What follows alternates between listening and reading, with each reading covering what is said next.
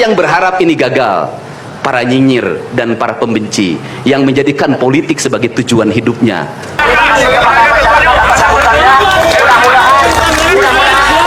Ternyata ada sosok yang kuat di belakang Dodi Permana ini. Tapi untungnya Polda Jabar memanggilnya, teman-teman ya.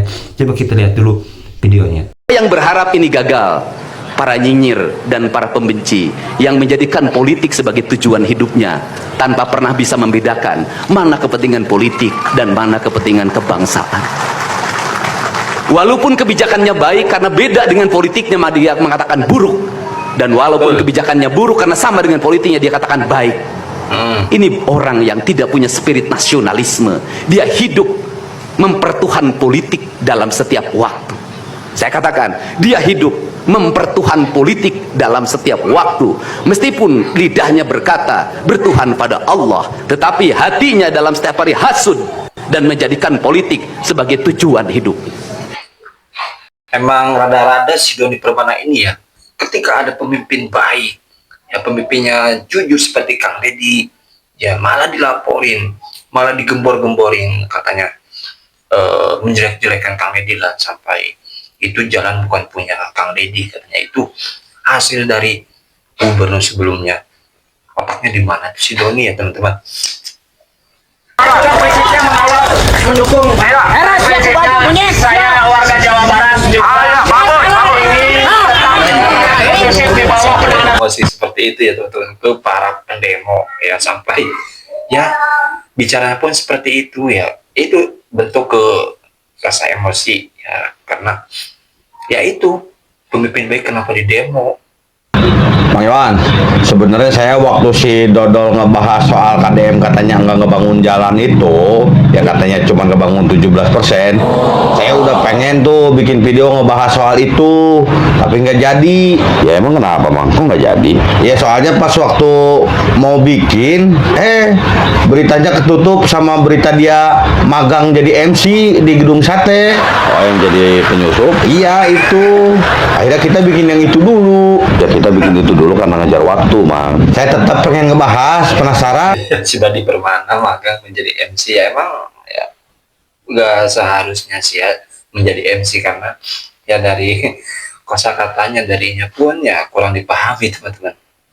Ya udah bahas aja, kita putar videonya. Nggak usah, nggak perlu diputerin videonya, kan orang-orang udah tahu apa yang dia bahas, yang diomongin. Ya, iya, tapi kan biar jelas, Bang. Ya lagian saya lagi migrain, Bang Iwan, sebelah kiri. Oh, kalau ditambah nggak denger video dia, nanti malah nambah migrainnya jadi kiri kanan. Ya kalau udah kiri kanan mah disebutnya udah bukan migrain atau mau. Bukan. Ya, sakit kepala biasa itu mah. Udahlah langsung bahas. Saya ngopi dulu. Bukan dari tadi atau diseruput ngomong mulu. Udah langsung gimana? Iya kan waktu itu dia bilang katanya KDM tidak membangun jalan, yang membangun jalan mah gubernur-gubernur sebelumnya katanya. Nah, disebutin tuh nama-namanya Ahmad Heriawan sama RK kan gitu. Dia bilang KDM mah kalaupun membangun cuman 17%, kata dia begitu kan ya. Itu ngomong pakai data dari mana ya? Dari alam gaib dari mana? Padahal kan datanya nih yang udah pasti kayak begini nih datanya nih. Tuh. Nah, kalau yang mau lebih jelasnya di pause aja dulu, dibaca ya. Justru terjadi peningkatan signifikan pada saat kepemimpinan Bapak Aing soal anggaran membangun jalan.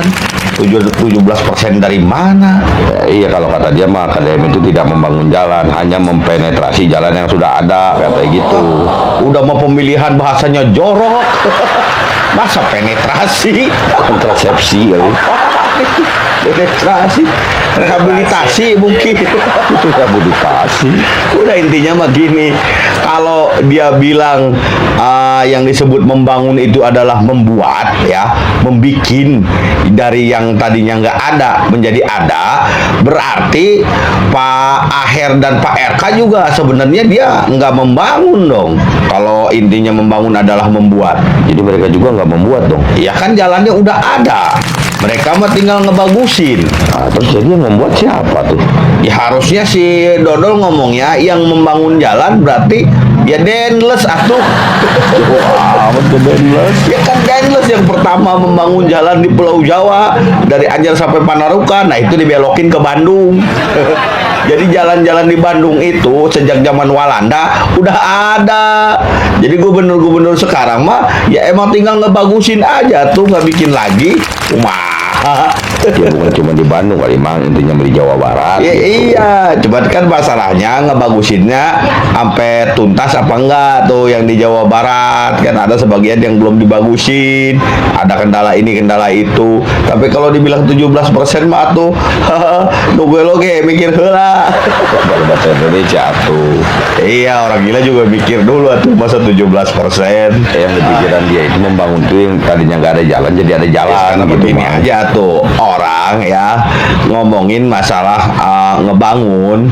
Kalau dianggap ngebangun itu adalah membuat sesuatu yang tidak ada menjadi ada, ya nggak gitu konsepnya. Gimana tuh? Mengupgrade sesuatu yang udah ada juga itu disebutnya membangun. Nah, iya bener. Sok kasih contoh. Ya iyalah, contohnya misalnya sekolah. Ada yang membangun sekolah yang tadinya tidak ada jadi ada sekolah. Ada azan namanya adzan pitu. Amanahnya cuma 2 yang dia titipkan, tajuk dan fakir miskin. Kalau tajuk ini ya kayak gini, cuman ukurannya dulu kecil. Tajuk yang dulu itu terbuat dari bambu, kemudian pakai telapak batu, dikasih tiang penyangga kayu jati, kemudian diletakkannya di pinggir mata air dekat kolam. Kemudian di tempat itu ada azan yang dilantunkan tanpa pengeras suara. Di ruangannya hanya lentera untuk mengajarkan ngaji guru pada muridnya. Dan di tajuk itulah nilai-nilai kedamaian, nilai-nilai kerukunan, nilai-nilai spiritualitas bagi anak-anak pedesaan terbangun. Belajar ngajinya lama, ada yang dari alif batasa sampai narawas itu ada yang 1 tahun baru bisa, 2 tahun baru bisa, bahkan ada yang 6 tahun baru bisa. Tetapi selama perjalanan mengajinya itu, anak-anak itu tumbuh dalam harisma spiritualitas tajuk. Maka ada kakawen dalang namanya begini: gedong dur kali sambung, paguliman sesepiting trim, pepetetan sabia murag, balingbing lan jeruk manis. Gedong dur artinya bangunan yang sangat tinggi yang menghubungkan bumi dan langit. Maka orang Sunda meletakkan di atasnya menara disebutnya, yaitu yang menjadi penghubung antara bumi dan langit.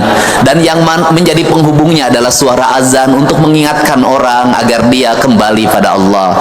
Cuman sayang bagi masyarakat Jawa Barat, kalau suruh kembali pada Allah rata-rata bilangnya innalillahi wa inna ilaihi rajiun. Ya Allah, aku jangan dulu menghadap hari ini.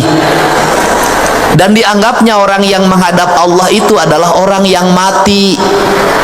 Padahal orang yang menghadap Allah itu adalah orang yang hidup. Dan orang yang tidak menghadap Allah adalah orang-orang yang mati.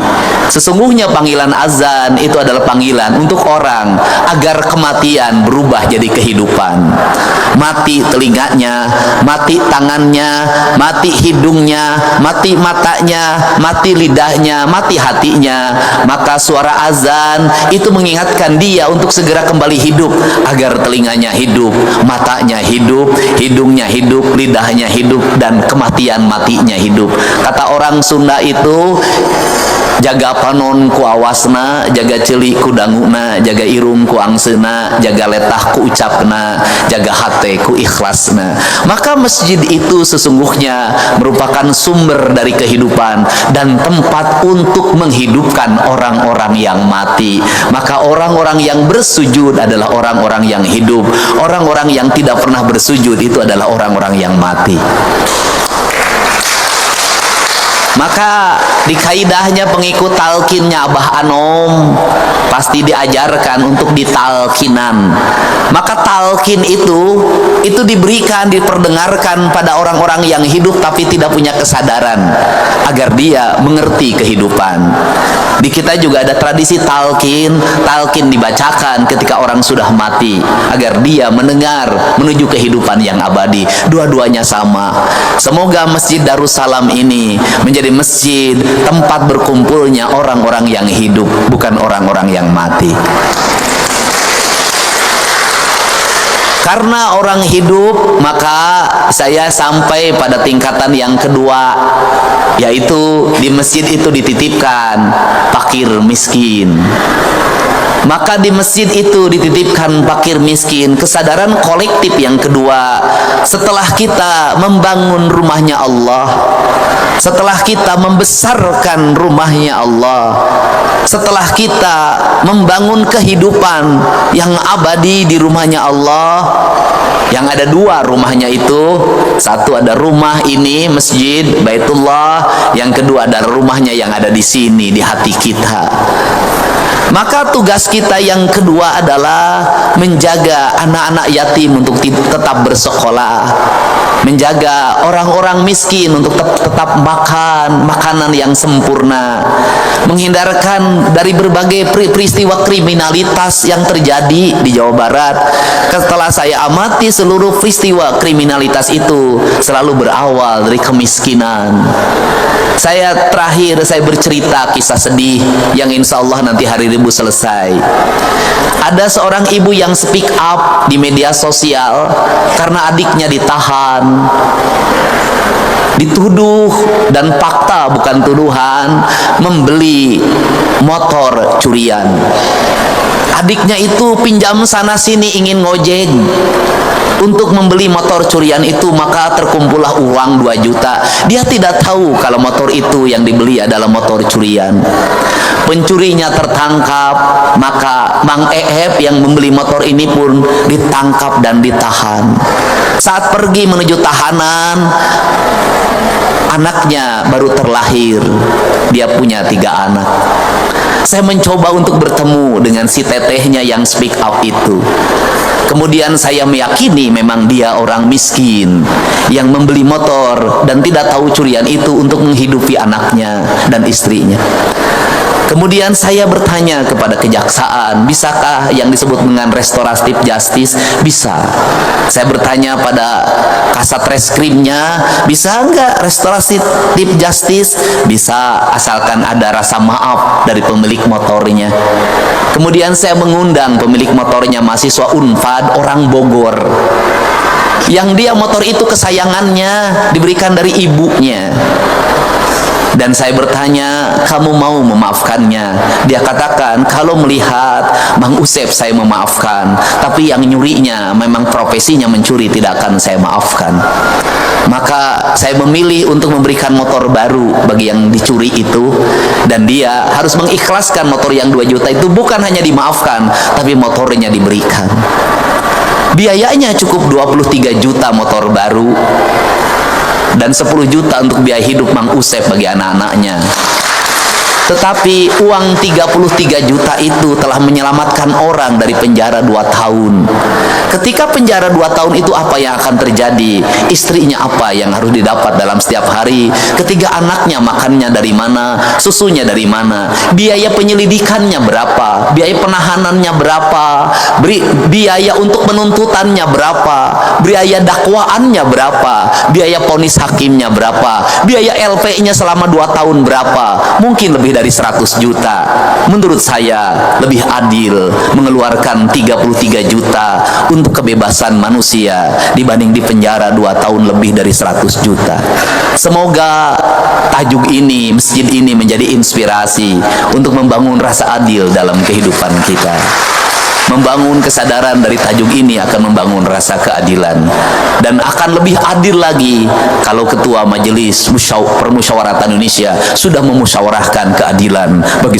Oke teman-teman semua, itu dia tadi ya yang mana tentang Dodi Permana masih menjadi buronan masyarakat akibat ya si Dodinya sendiri. Kenapa pemimpin baik di demo, kenapa sebelum-sebelumnya nggak kual-kual ketika zamannya Ridwan Kamil ataupun sebelumnya, kenapa gitu ya intinya.